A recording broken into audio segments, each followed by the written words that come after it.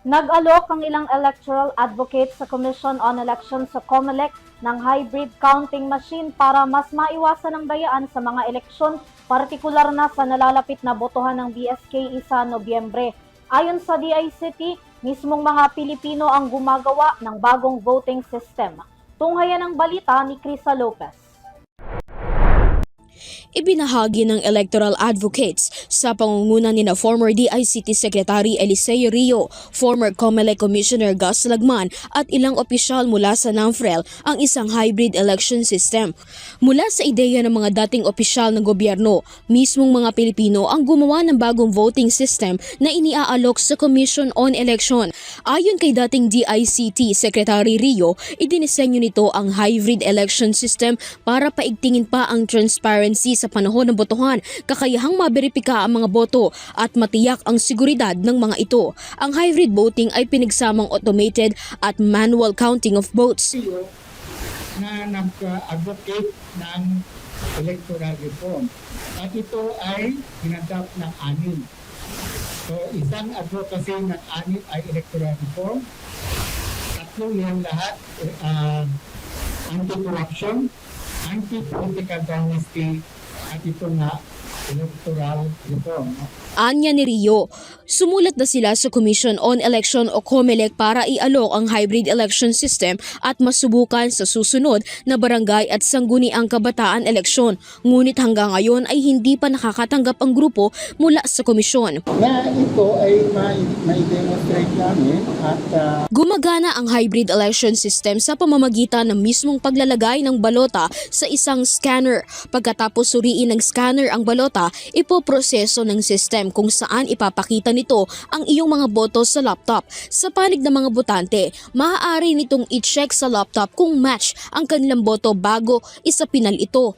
Kung mayroong anomalya o mali na lumabas sa ipronosesong balota ng scanner at laptop, maaari naman nilang i-denied at itama ang nakasulat sa kanilang mga balota. Kaya rin itong tukuyin kung undervote o overvote ang isang balota. Subukan natin itong hybrid election system na gawa ng mga Pilipino. Dito meron na akong nasagutan na balota o sample ballot. Dito sa aking sample ballot, mayroon na akong isang kapitan at isang SK chairman. Gayon din apat sa mga konseral para sa barangay at sangguniang kabataan para makita natin kung tuloy na magmamatch yung na-scan nito at dito nalalabas sa screen. So, unang step, kailangan makita is ipasok natin siya dito sa scanner.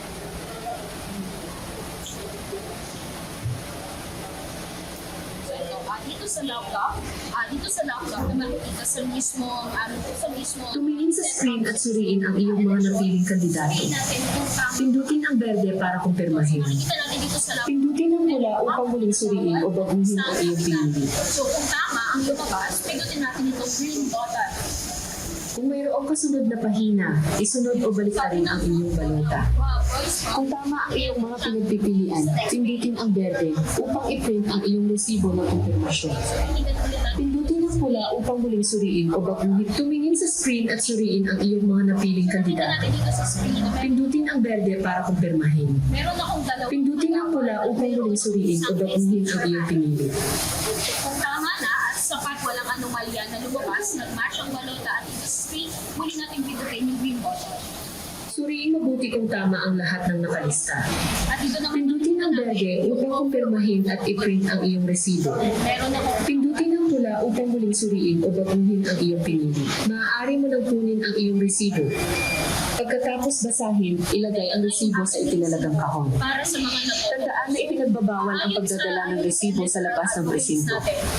Itong setup na ito, itong malaking ibay hindi makikita dun sa mismo setup sa araw ng eleksyon. Kundi ang makikita lamang ay itong scanner at itong laptop. Ayon sa electoral advocates, at tinatayang nasa 37,000 yung kabuang setup na ito. Mas mura kumpara doon sa Smartmatic at mirror systems mula sa South Korea. Ayon sa system developer, sa oras na makuha na ng mga botante ang kanilang ballot receipt, nakaregister na umano ang mga boto sa kanilang data system. Sa ganitong sistema, naiiwasan rin ang mga issue ng umano'y pagpapalit ng balota para makapandaya dahil malalaman sa counting kung match ang balota na inihulog ng mga botante sa balota na binibilang ng mga election officer. So, mismatch. Di ba, mismatch? So, because kasama po sa itamang split na data. mamumuli natin kung sino yung responsible yan sa particular percentile. So, meron na mga security features. Sa kasalukuyan, pinaghahandaan ng COMELEC ang special election para sa ikalawang distrito ng Antipolo City sa March 14. Ngayong araw, nagsimula na ang pag-imprenta ng mga manual ballot sa National Printing Office. Nasa 17.98 billion pesos ang naging renta ng Commission on Election para sa mga automated counting machine noong midterm election 2025. Ayon sa mga electoral advocates, overpriced ang renta ng COMELEC mula sa lone bidder na Meru Systems mula sa South Korea. Dito sa hybrid election systems, tinatayang nasa 37,000 lamang ang kabuuang halaga ng kada isang setup. Kasama na rito ang scanner, printer, laptop at LED TV. Para sa Euro TV News, Criza Lopez, sumasaludo